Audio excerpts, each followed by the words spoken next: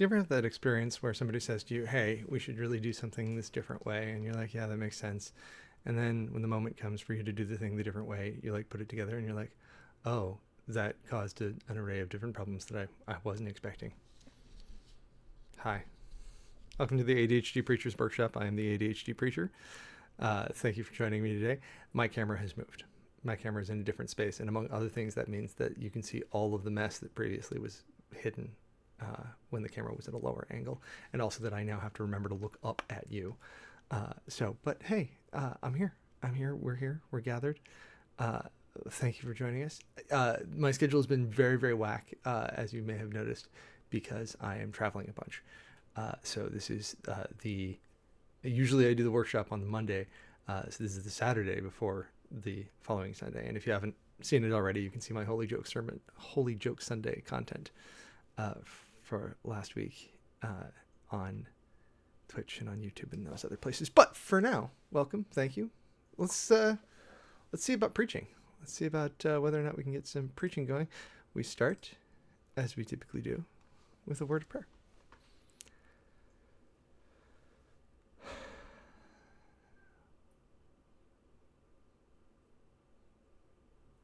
Loving God, who reaches into our broken and hurting places, into our exhaustion and into our need, into our weariness and into our hope, into our joy.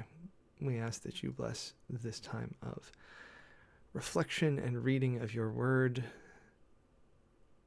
I ask that you bless this time as an indictment to us, as a conviction for your call to us. And may the words of my mouth and the meditations of all of our hearts be a sacrifice acceptable and pleasing to you. Amen. I do like that word, conviction. Alrighty-o. Welcome aboard, everybody. It's our sermon for May the 4th. May the 4th. I thought that was fun.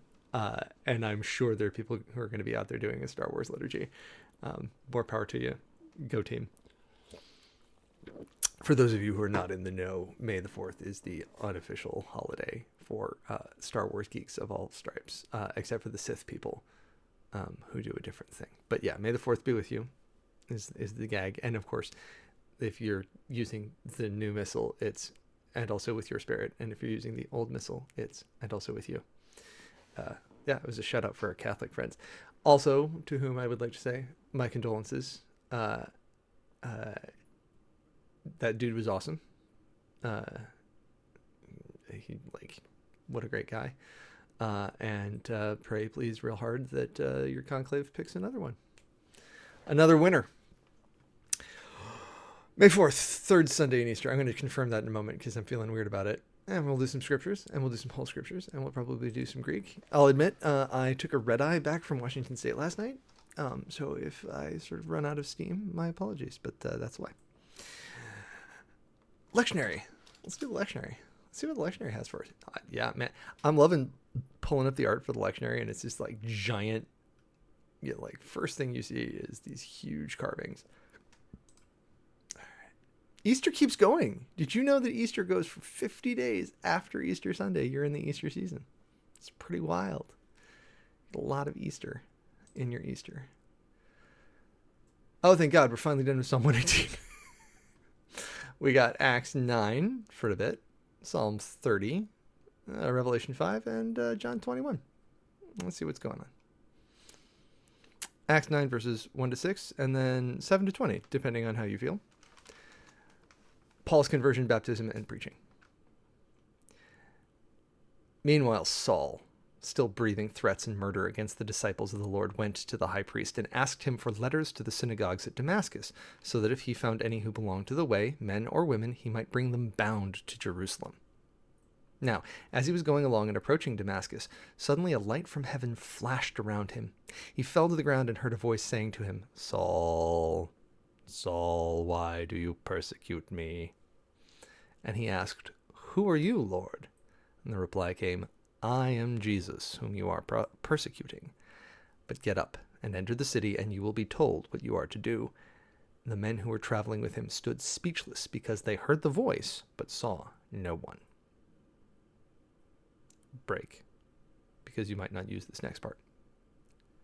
Saul got up from the ground, and though his eyes were open, he could see nothing. So they led him by the hand and brought him into Damascus. For 3 days he was without sight, and neither ate nor drank. Now, there was a disciple in Damascus named Ananias. And the Lord said to him in a vision, Ananias. And he answered, Here I am, Lord. The Lord said to him, Get up, and go to the street called Straight, and at the house of Judas look for a man of Tarsus named Saul. At this moment he is praying, and he has seen in a vision a man named Ananias come in and lay his hands on him so that he may regain his sight. But Ananias answered, Lord, I have heard from many about this man, how much evil he has done to your saints in Jerusalem, and here he has authority from the chief priests to bind all who invoke your name.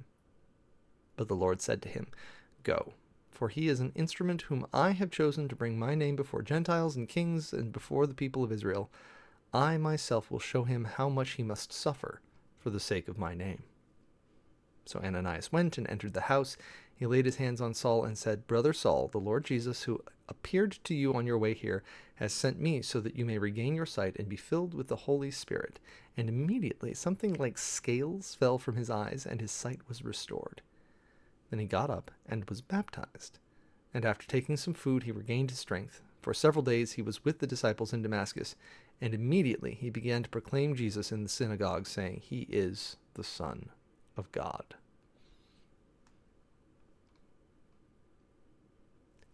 Psalm 30. You restored me to health.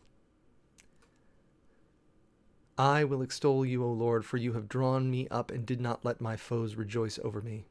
O Lord my God, I cried to you for help, and you have healed me. O Lord, you brought up my soul from Sheol, restored me to life from among those gone down to the pit. Sing praises to the Lord, O you his faithful ones, and give thanks to his holy name.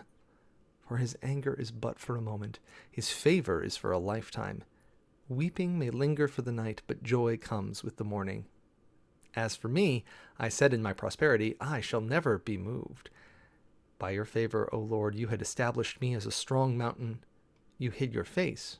I was dismayed. To you, O Lord, I cried, and to the Lord I made supplication.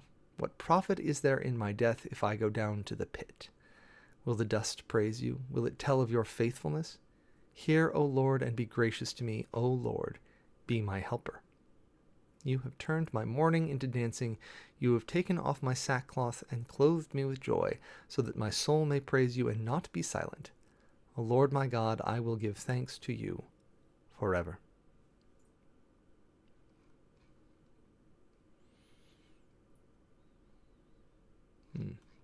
More on that later. John's Revelation, the Apocalypse of John, chapter 5, verses 11 to 14. The song of the living creatures to the Lamb.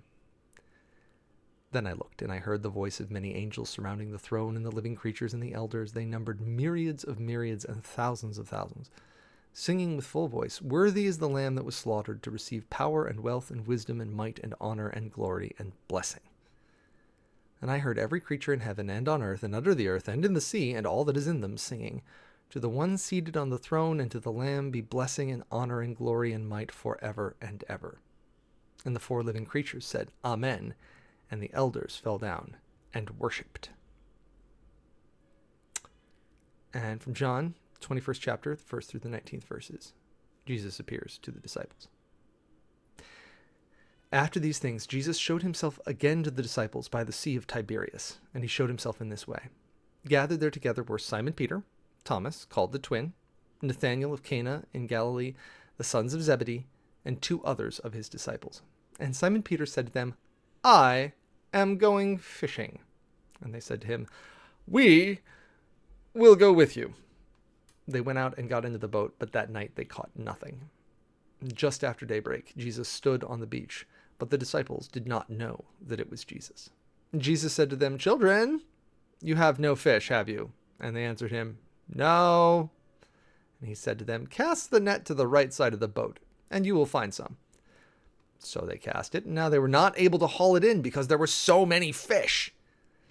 And that disciple whom Jesus loved said to Peter, It is the Lord. And when Simon Peter heard that it was the Lord, he put on his outer garment, for he had taken it off, and jumped into the sea. But the other disciples came in the boat, dragging the net full of fish, for they were not far from the land, only about 100 yards off. And when they'd gone ashore, they saw a charcoal fire there with fish on it and bread. And Jesus said to them, "Bring some of the fish you have just caught." So Simon Peter went aboard and hauled the net ashore, full of large fish, 153 of them. And though there were so many, the net was not torn.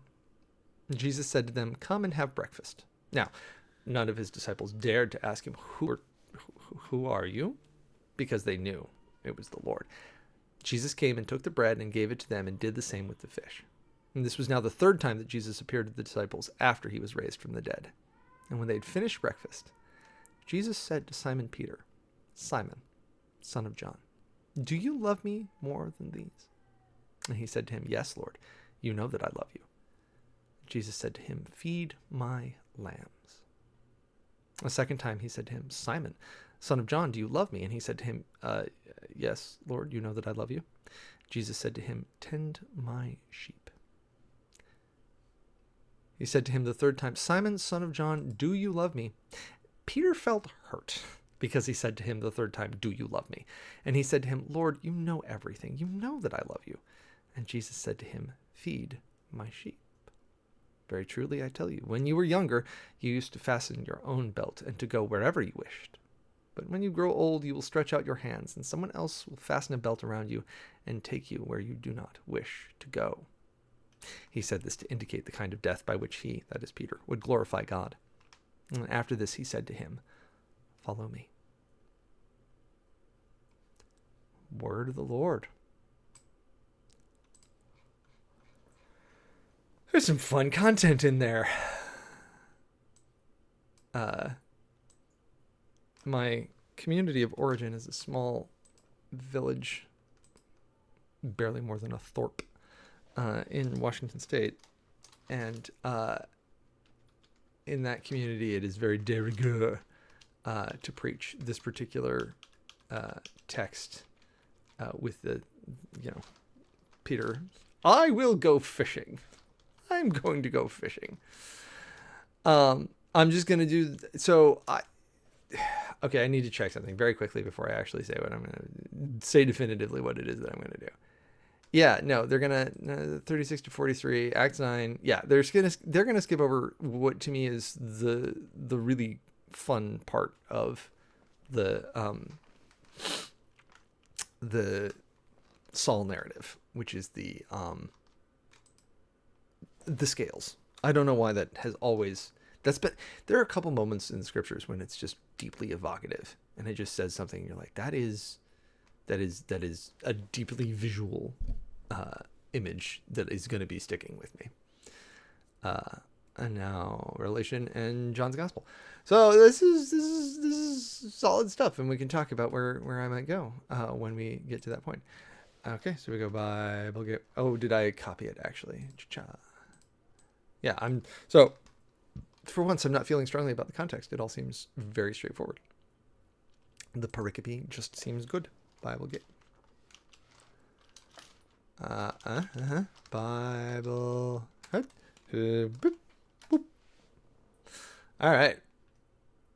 I was just thinking, literally just now as I was pulling this up, that I think I'm going to figure out how to make this even narrower and bigger, so that if I do the video style that I'm currently doing, where I sort of a split screen thing, you can get more of the context.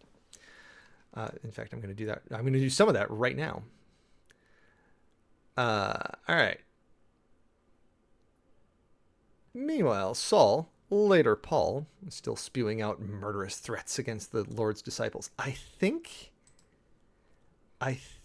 yeah, the spewing out is fine, but I think it's evocative in a different way, but the Greek favors the breathing metaphor. He was sort of exhaling or muttering threats, murderous threats against the disciples of the Lord. And he went to the high priest, seeking letters to the synagogues in Damascus. So this is one of those days where time of Christ, Holy Land map. I am going to one of these times that I do this, I'm going to sit down and say, this is the one that I want to use. I'm going to use this one forever because it is good. This is the kind of thing that I like. Yes, I like that this has thank you to the Catholics. Did I just get open? Yeah, no, I want open image in new tab. Boink. All right. Okay, so here we are. We've talked previously about Sidon and Tyre. Damascus is out of this range.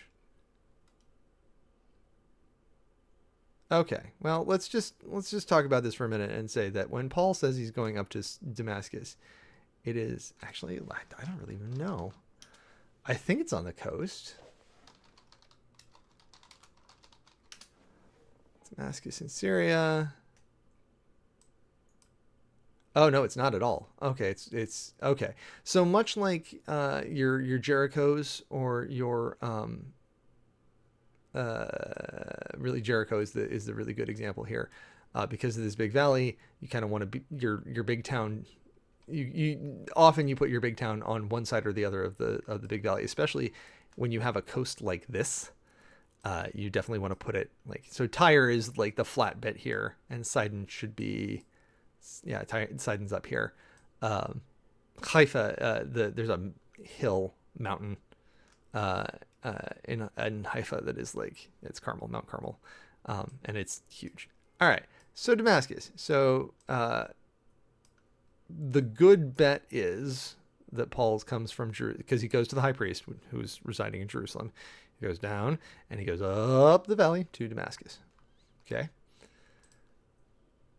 If you found persons who belong to the way, which is the way that we talk about, the way that the Acts of the Apostles talks about Christians, refers to them as followers of the way. This is probably based on Jesus saying, I'm the way, the truth, and the life. Whether men or women, these letters would authorize him to take them as prisoners to Jerusalem.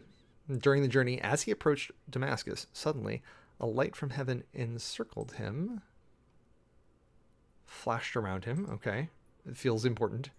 He fell to the ground and heard a voice asking him, Saul, Saul, why are you harassing me? And Saul asked, Who are you, Lord? I am Jesus, whom you are harassing, came the reply. Now, get up and enter the city. You will be told what you must do. And those traveling with him stood there, speechless. They heard the voice, but saw no one. And after they picked Saul up from the ground, he opened his eyes, but he couldn't see. So they led him by the hand into Damascus. This is interesting. If you can hear that, there's the sound of a sad baby, and it is possible that I may need to do a stream pause. Okay, hold on. And we're back. My baby gets up from his nap and he's sad. Anyone's dad. Okay, I'm going to bounce back because I absolutely heard the baby crying and got lost.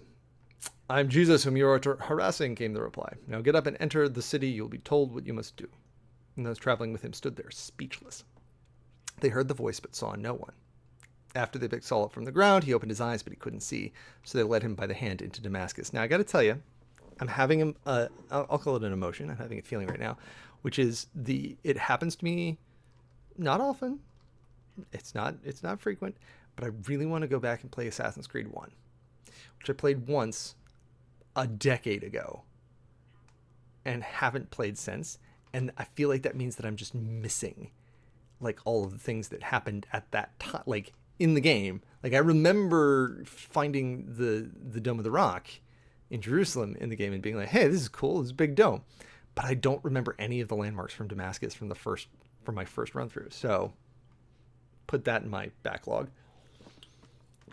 of all the video games I don't play.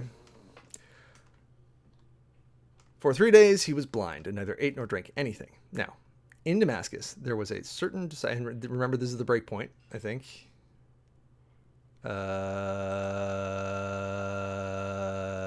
actually, it was before this. It was... Yeah, you will be told what you must do. Which feels to me like... Yeah. In Damascus, there was a certain disciple named Ananias, and the Lord spoke to him in a vision. Ananias! And he answered, yes, Lord. If one worries, right, that if you hear the Lord say your name that you're having a mental health experience. But I hope that, like an Ananias, I have enough presence of mind to be like, yeah.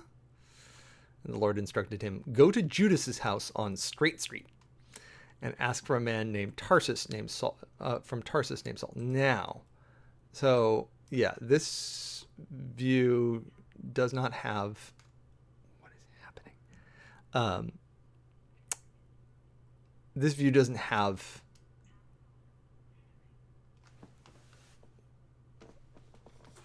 oh, I see. Okay. I put something down on something else.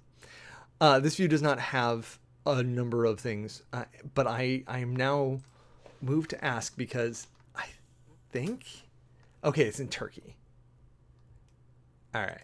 I was having, because there's Tarshish in Job, but I think that's a different, I think it's in Job. Anyway, okay, so Tarsus is up here on, in Asia Minor, modern day Turkey. Okay, so he's from the neighborhood, and he crucially, Paul, Roman citizen, and also devout Jew, which is a fun 1-2 punch. Ask for a man named from Tarsus named Saul. He is praying. In a vision, he has seen a man named Ananias enter and put his hands on him to restore his sight. And Ananias countered, Lord, I have heard many reports about this man. People say he has done horrible things to your holy people in Jerusalem. He's here with authority from the chief priests to arrest everyone who calls on your name. And the Lord replied, go. This man is the agent I have chosen to carry my name before Gentiles, kings, and Israelites. I will show him how much he must suffer for the sake of my name. And Ananias went to the house, placed his hands on Saul, and said, Brother Saul, the Lord sent me. Jesus, who appeared to you on the way as you were coming here, he sent me so that you could see again and be filled with the Holy Spirit. And instantly flakes fell from Saul's eyes, and he could see again. And he got up and was baptized. After eating, he regained his strength. He stayed with the disciples in Damascus for several days. And right away, he began to preach about Jesus in the synagogues. He is God's son, he declared. A psalm.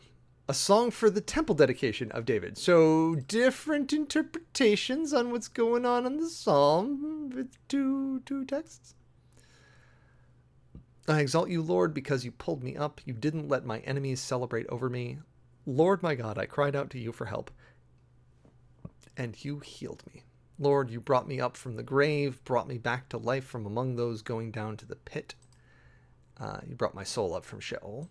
We've talked before about Sheol as the Hebrew underworld's,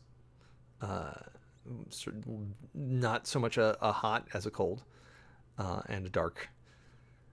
Brought me back to life from among those going down to the pit. You who are faithful to the Lord, sing praises to him, give thanks to his holy name.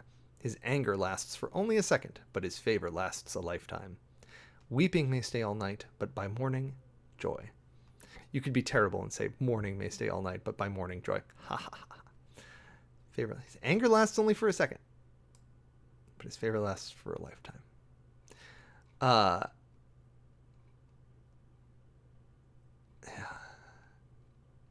Cried out to you for help, and you healed me. So this goes into my my disability and ableism baggage of like, what does it mean to be healed? When I was comfortable, I said, I will never stumble. Because it pleased you, Lord, you made me a strong mountain, but then you hid your presence. I was terrified. I cried out to you, Lord. I begged my Lord for mercy. What is to be gained by my spilled blood, by my going down into the pit? Does dust thank you? Does it proclaim your faithfulness? Lord, listen and have mercy on me. Lord, be my helper. You changed my mourning into dancing. You took off my funeral clothes and dressed me up in joy so that my whole being might sing praises to you and never stop. Lord my God, I will give thanks to you forever. Joy is not normally recommended as a clothing item. Depending on the state and some other things, you might get arrested. Just FYI. Yeah, there's a whole disability thing with this one that I need to give some more thought to. I'm gonna scroll out one level. I'm going to zoom out. didn't let my enemies celebrate over me.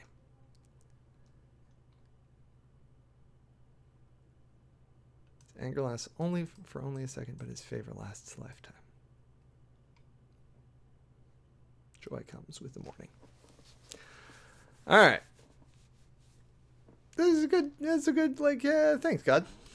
I appreciate you. And it's the sort of thing, like, it's a handy prayer for when you have been healed, right? Like, yeah. All right, Revelation 5:11-14. Remembering, of course, always with Revelation, that don't take it too seriously. There's a lot going on. Mostly, John's addressing his audience, his immediate audience. There's some valuable stuff in there, but by and large, just be cool, especially when it gets weird. Like right here. The 4 living creatures are great.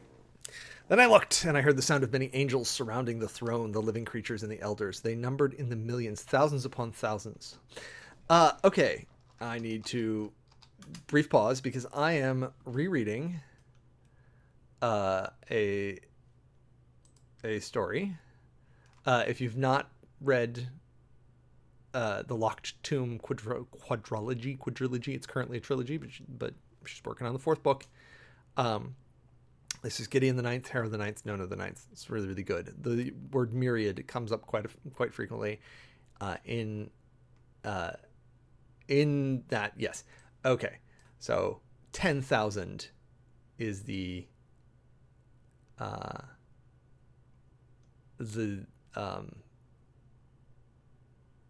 interesting.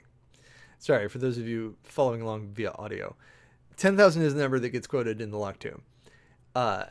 It's the first definition that shows up in undernoun, and it is also a great number. And then there's a whole thing here of, is myriad a noun? Recent criticism of the use of myriad as a noun, both in the plural form myriads and in the phrase a myriad of, seems to reflect a mistaken belief that the word was originally and is still properly only an adjective. As the entries here show, however, the noun is in fact the older form, dating to the 16th century. The noun myriad has appeared in the works of writers such as Milton and Thoreau, and it continues to occur frequently in reputable English. There is no reason to avoid it. All right. But I want to know, from the Greek myriad, myrias, from myriad, like countless, also 10,000. All right. Cool. 10,000. So, like, and I actually quite liked myriads of myriads, and the odds are good that that is the way that it was used. They numbered in the millions, which, hey, guess what? 10,000 10,000s. Pretty sure it's just a million. A million has 6 zeros. 10,000 has... No, it's 100 million. Right? Because you all tune in for maths, right? 10. 1, 2, 3. That's 10,000. And now we're going to square it. 100 million. 100 million. Hooray! They numbered in the allots. The living creatures and the elders. They numbered in the millions. Thousands upon thousands. Which means, of course, that, like, this is like 2 decent-sized anthills, right? Like, it's not quite that bad. But, like, yeah, if we're gonna, many angels surrounding the throne, the living creatures and the elders. And this is 100 million angels. Which, depending on how many angels can dance on the head of a pin, is a significant quantity. And they said in a loud voice, "Worthy is the slaughtered lamb to receive power, wealth, wisdom, might, honor, glory, and blessing." And I was ADHDing through this list. I was doing the reading the first time, and I was like, yeah. The slaughtered lamb is worthy to receive some stuff. Power, which feels like a synonym for might. Wealth, which feels like a synonym for blessing. Honor and glory feels synonymous. And wisdom. All by itself. And I heard every creature in heaven and on earth and under the earth and in the sea. I heard everything everywhere say, blessing, honor, glory, power belong to the one seated on the throne and to the Lamb forever and always. So honor and glory, these are our synonyms. Power, and blessing. Which, yeah, it seems to encapsulate many of the things here. But also, let's step back for a moment. Again, as I said, 100 million.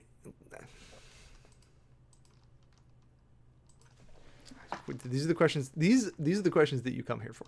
How many ants in an ant colony? Sizes vary greatly. An ant colony. Nope, never mind. Ant colony. Ant colony is a population of ants.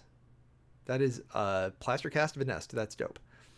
From a single species capable of maintaining their complete life cycle. Ant colonies are eusocial, communal, efficiently organized.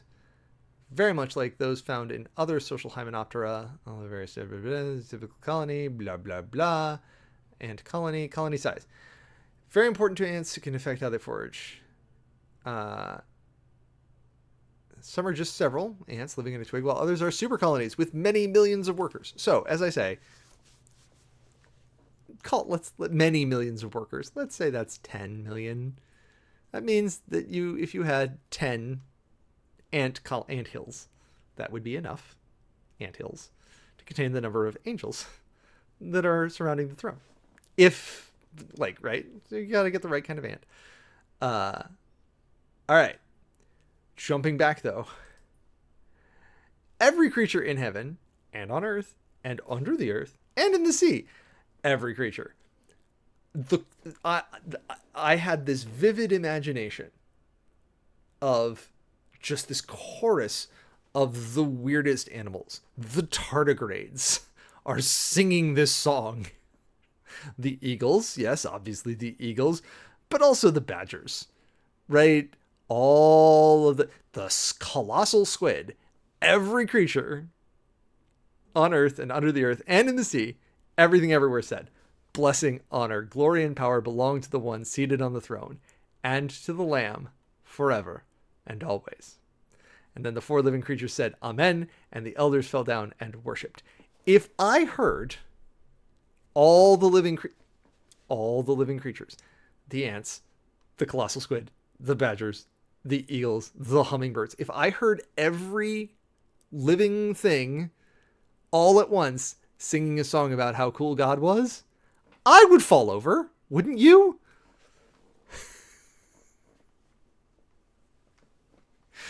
Little anthill going, glory, honor, glory, and power belong to the one seated on the throne and to the Lamb forever and always.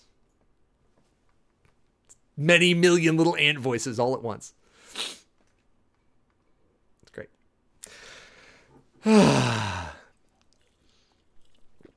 John 21. So this is a fun one for me because, as with so many things in the Holy Land, you can go to a place where they're like, and this is the spot where this happened. And more than most of them, I actually legitimately believe that this story has a spot. It just makes a lot of sense, sort of based on a number of different factors. And a lot of these things, let's be real, a lot of these things were done by, I believe it was Emperor Constantine's mother-in-law or mother. I will have to go check. Who sort of encouraged him to move in a Christian direction. She wandered around Israel and pointed at things and said, I think, well, which, like, no skin off my nose. And again, whether or not that is the literal spot, that is the spiritual spot at this point. Too many millions of people have like laid their hands on these precious places, and they are the places where the meaning is now. Later, Jesus himself appeared to his disciples at the Sea of Tiberias. I think that the Sea of Tiberias is just Galilee.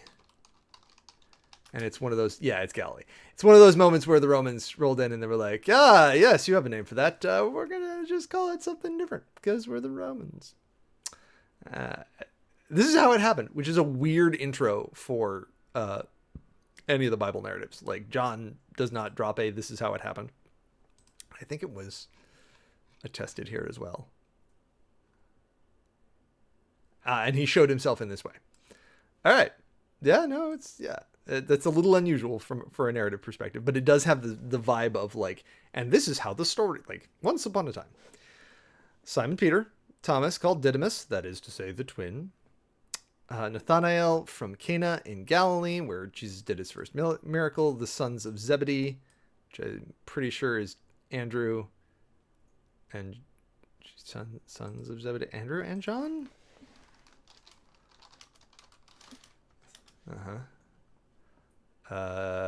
John and James. I apologize. John and James, sons of Zebedee. And 2 other disciples. Presumably one of them is John, who's going to come up later in... Oh, no, sorry. John is one of Zebedee's sons. The one that Jesus loved. I'm sorry, because I slid over that. The one that Jesus loved is the way he's described. And 2 other disciples were together. And Simon Peter told them, I'm going fishing. I grew up in a fishing community. I love this moment of like, guys, I don't know what else to do. I'm going to go fishing. This is also his like profession. This was how he used to make money. And previously they'd like thrown their nets away and left, again, presumably Zebedee, like to do all the fishing by himself. Poor guy. And they said, we'll go with you. We also have nothing better to do. Let's go fish. And they set out in a boat, but throughout the night they caught nothing. Remembering that if you have the image of them with fishing poles, this is commercial fishing. They are net fishers. This is work. Think much more The Deadliest Catch in better climate. Early in the morning, Jesus stood on the shore, but the disciples didn't realize it was Jesus. And Jesus called to them, "Children, have you caught anything to eat?" And they answered him, "No." Brief pause. They weren't far from shore, only about 100 yards. So I love, there's a guy standing on the shore. He's a football field away. You can't see him. Like, you can't make out that much. And he goes, "Hey, do you guys have any fish?" And I feel like this has to be like again, this is a commercial enterprise. This has to be a thing of like, they presume it's a customer. Somebody who's like, "I could use some fish to buy." And they answered him back, "No." And then there's got to be like a first of all, I'm making fun. They had to be good at this. They had to be professional at this particular thing, because otherwise they were not going to get along as professional fishers. They had to be able to like call back to shore and like make themselves heard. They had to be pretty good at this.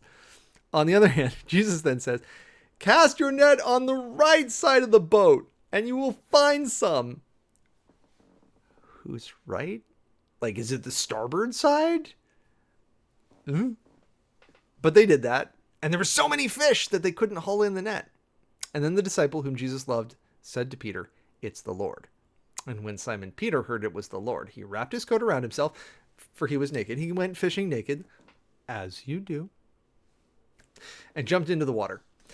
The other disciples followed in the boat, dragging the net full of fish, for they weren't far from shore, only about 100 yards. Again, I make fun. If you only had one set of clothes, and your job was fishing with a net, you would probably not take your clothes with you onto the boat, under the sun, with the fish. You would leave your clothes at home. Leave your clothes on the shore, and then you would be naked. You take your coat out there with you, obviously. He wrapped his coat around himself and jumped in the water. The other disciples followed in the boat, dragging the net full of fish, for they weren't far from shore, only about 100 yards. And when they landed, they saw a fire there with fish on it and some bread. And Jesus said to them, "Bring some of the fish that you've just caught." And Simon Peter got up and pulled the net to shore. It was full of large fish, 153 of them, yet the net hadn't torn, even with so many fish. They are very proud at Kinnerot, at the Sea of Galilee, of the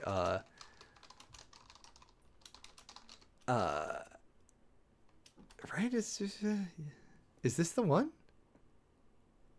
Fresh and brackish waters in Africa and the Levant. Okay. Yeah. Yeah. So they were very proud of St. Peter's fish. Other Israeli species of St. Peter's fish see below. Galilee St. Peter's fish. Yep. White and larger than the common St. Peter's fish. Okay. Yeah. Yeah. Okay. Jordan St. Peter's fish, which was traditionally coming down the Jordan River from Lake Hole. So the thing that I remember about this is a weird, like the mango tilapia, which one would think is like, yeah, it's sort of this color, right? This orangey color. That's what I remember them being, and the spines are a thing. There's a whole thing with the spines, but so this is the presumed correct fish for this enterprise. And you can order so many of them. You can get, there's so many places selling this fish at Kinnaroad, at the Sea of Galilee. They still have commercial fishing in the Sea of Galilee because.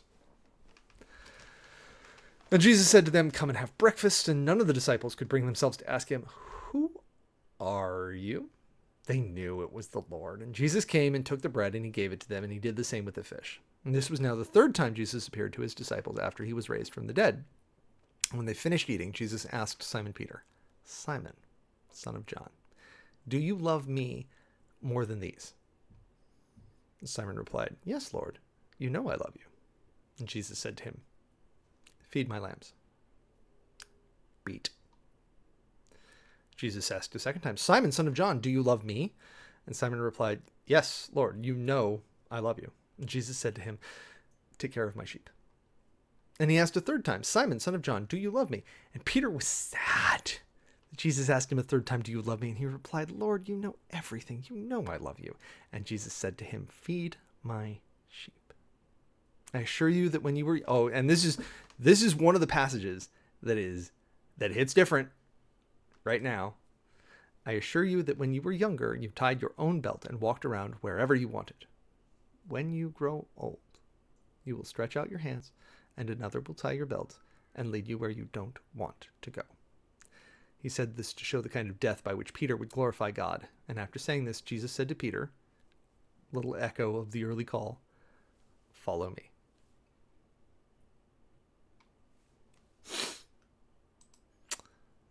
If I had one interactive person on the chat, if there was one person here who would tell me, I can do the Greek of any of these passages. I can do the Acts, I can do the Revelation, I can do the John. I can't do all of any of them because I'm gonna wrap it up early because of the baby. But if anybody was like, if I had a viewer in the chat who popped in and said, "You know what? I really want to hear that Acts passage," I would do it right now. But failing that, I'm gonna roll a die. I'm gonna cast lots, as they would have said in the Hebrew Bible. All right. So we're going to do them order: Acts, Revelation, John. You can do this in any Google. You can say roll and then one of whatever die you want. And the total is 2. And the thing here is the 2 is the Revelation. All right, let's go. John's Revelation. And it's like 5 verses. This is totally manageable. And actually, this does give me the opportunity to like really dig into what's going on with honor and power and glory and all these things. Blue Letter Bible. Which I should set up also as a search, because I think I can. Nope. Nope. I don't think so. All right. Angels exalt the Lamb. Right? And we're still 11 to 14. Tools. And I saw and heard the phonon, the sound of many angels round about the throne, and the living things, and the elders, and Chiliades Chiliadon. This is thousands of thousands, many angels. Okay. And the number of them. Whoa, where's the arithmos coming in? Where's the arithmos coming in? No, seriously, where's the arithmos? Like, where's this Greek coming from that is not in the... What is happening? This is wild.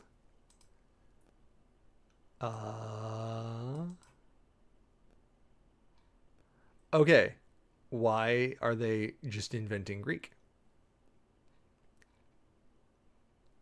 And the beasts and the elders and the number of them, the arithmos auton, presumably, and myriades kai chiliades chiliadon. Am I, chat, am I crazy? And I saw and heard the sound of many angels circling the throne, circling to throne, Kai, and of the living things and of the elders, and thousands. So like, I feel like there should just be this like, what's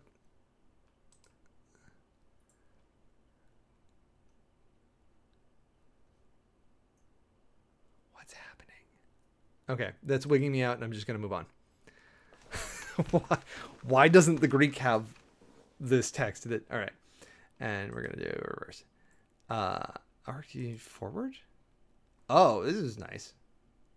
Okay. Saying with a great voice, worthy is the Arnion, the lamb, the Asphagmenon, the lamb, the one that was slain, the one that was Sfadzo, which I could just ride with. Yeah, sure, that's Sfadzo. Primary verb that means to slay, butcher, to put to death by violence, mortally wounded. Okay, I can just eat this one, and I'm going to because I actually want to. I don't want to fall into this one. I want to fall into a different hole. With a great voice, the lamb who's slain. Worthy is the lamb who was slain to receive, to take the capability, the dunamin, the power, and the pluton, the wealth, and the sophion, the wisdom, and the ischun, the strength, and the timain, the honor, and the doxon, the glory, and the blessing, and the eulogion. All right. He's worthy to take all these things. So the hole that I want to fall into, being very honest, is what is the difference between dunamin and ischun? Ischun? All right. So dunamis, and again, this is the word that gives us dynamic. It implies not just change, but the capability to effect change, right? Strength, power, strength, miracle, might, virtue, mighty. Inherent power, power residing in a thing by virtue of its nature, or which a person or thing exerts and puts forth. Moral power and excellence of the soul, the power and influence which belong to wealth and riches, power and resources rising from numbers. Force, literally or figuratively, especially miraculous power, usually by implication a miracle itself, ability, abundance. Okay, we're going to take this also over to our friends at Lectionary. I am able. Yeah, so the way that this shows up often is that it's a sort of not quite a compound verb, but a helping verb where it says, I am able to do these things. I think almost certainly the I am able to do all this through Christ who strengthens me. The I am able there is dunamis. So coming from dunamai, the ancient Greek, to fit together, to be able, capable, strong enough to do, can. Okay. Impersonal as possible it can be. All right. Okay, so that's dunamis, and then separately ischus from a derivative of is. Compare eschon, a form of echo. Ability, force, strength, might. So also has this like force section, force sense, right?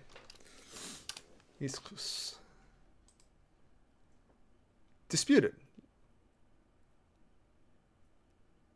Lacks the initial digamma. It may have arisen by analogy with vis, which is the Latin word for power. Vis.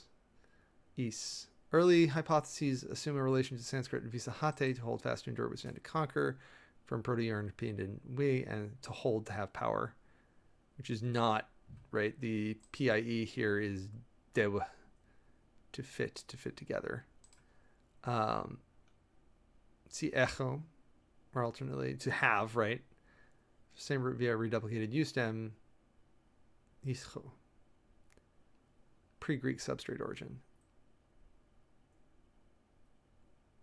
Huh. So I think there's a productive reading that tries to distinguish meaningfully between strength and power, or how did the King James has it as strength and power. The CEB has power and might, which is sort of not bad. And then NRSV has power and might. I think that so as usual, there comes a moment when we say, if I were preaching this, and I'm not, probably, I'm almost certainly not, by the way, I'm almost certainly not preaching anything. Love y'all. I'm busy. If I were going to preach this, there is a move for me to talk about capability and to talk about Paul, who is led by the hand into Damascus, and Peter, who will be led, a belt will be tied around his waist, and to talk about the fact that Christ, the Lamb that was slain, is worthy of power and might, among other things. So like I'm into that. By extension, by the way, I think the other place that I would possibly profitably go is all these angels, lots of angels, were singing with a great voice, saying with a great voice, worthy is the Arnion, the Lamb, the one that is slain, to receive power and wealth and wisdom and might and honor and glory and blessing. Sub-implication: other people might not be worthy of those things. The Lamb that was slain was worthy of those things. Other people might not be. Just FYI, other people might not be worthy of power and might and wealth and wisdom and honor and glory and blessing. Christ was worthy of all those things. Your mileage may vary with other people. FYI. Just be cool with that.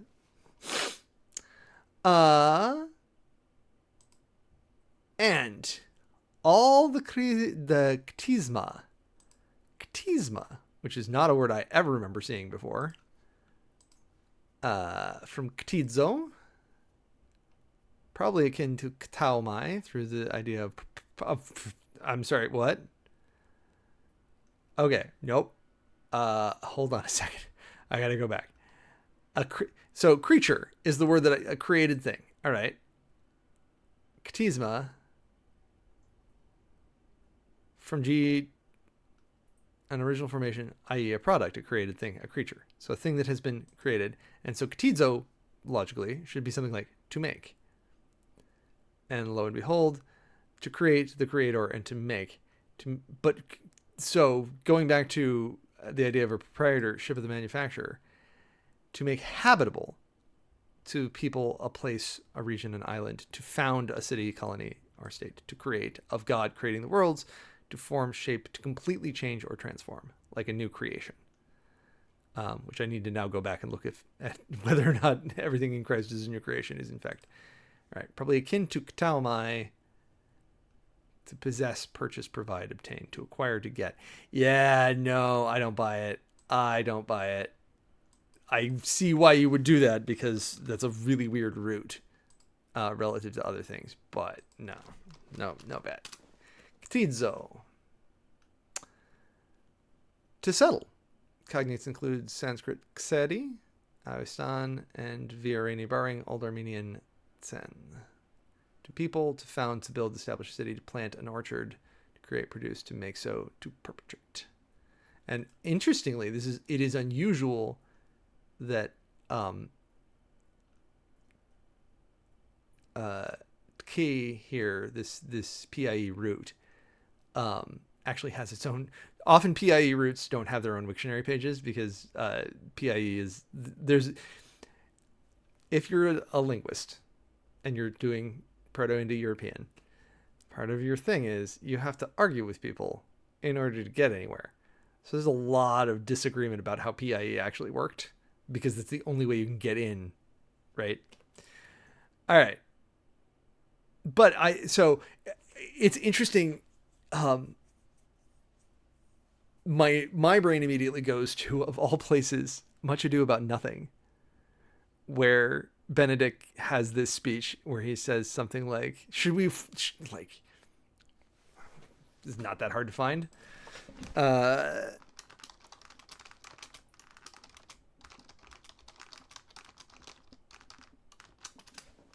right. Much Ado, Act 2, Scene 3. So this is just for the short. The verb that gets used here for, all right. The verb used in Revelation to say, and every creature which is in heaven, is a verb that comes from a root that means to create, in the sense of to people, to settle is the word, to fill with people. And my brain immediately goes to Much Ado About Nothing, where we hear Benedict say,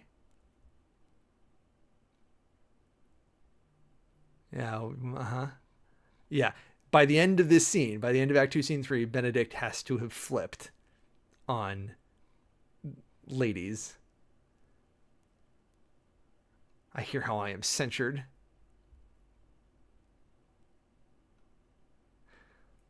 Okay, so I'm going to do this one more time. Thank you, chat, for your patience. Revelation has this phrase, and every creature which is in heaven.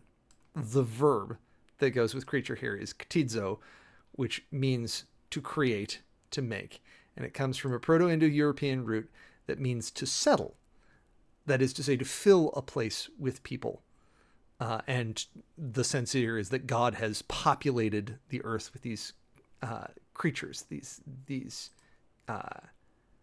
ktismai. And that takes me immediately to Shakespeare and to this wonderful line from Much Ado About Nothing, Act 2, Scene 3, where he says, a man loves the meat in his youth that he cannot endure in his age. Shall quips and sentences and these paper bullets of the brain awe a man from the career of his humor? No! The world must be peopled. When I said I would die a bachelor, I did not think I should live till I were married. I love this play so much. All right. Thank you, chat, for your patience as we took that little walk. All right. So every creature which is in heaven, and all the ktisma. I'm sorry. I think I said ktisma. I said ktismai, and it looks like it is indeed each. Each creature, not every creature, each creature, which is in heaven and on the earth, and under the earth, upakatau, hupokatau. Like, that's really under. That's like under the earth, and on the sea, in the sea. I'll take in the sea, and in the sea,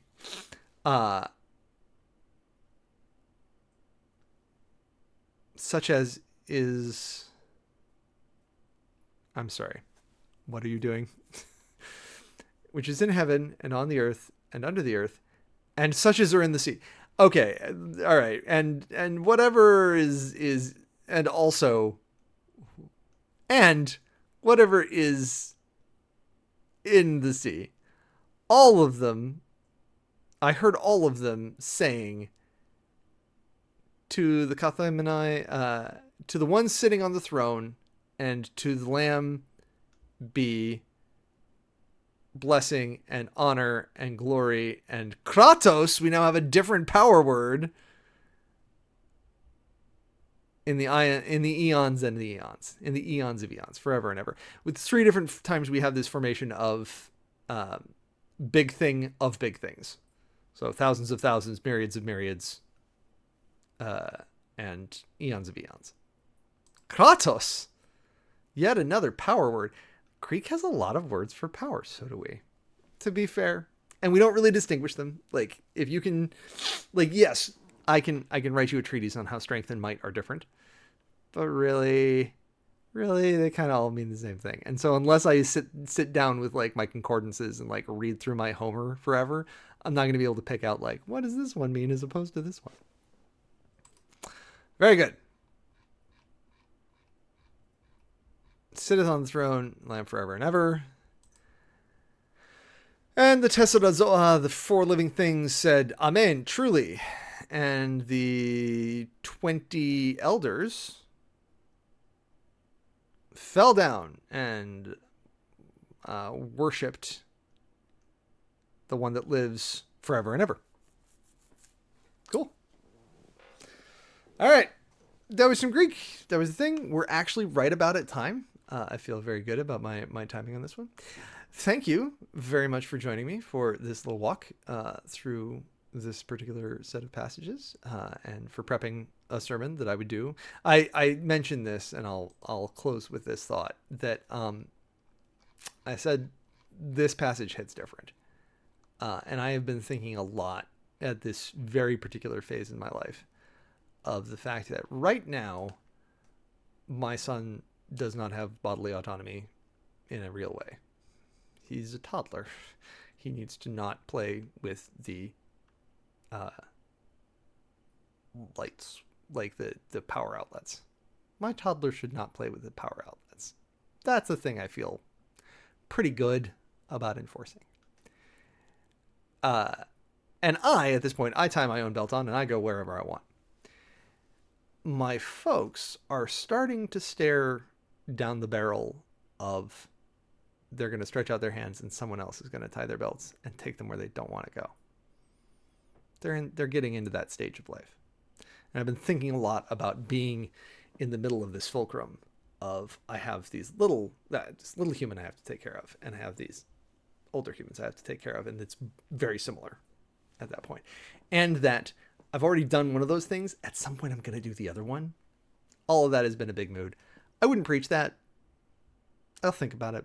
Well, I'm not going to preach it. Thanks very much for joining me.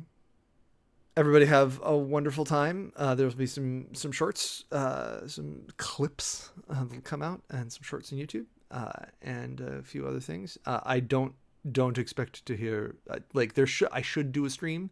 I think I'm going to be back by the time it's relevant, but if not, it may be very late next week. Good vibes. God bless. We'll see you next time.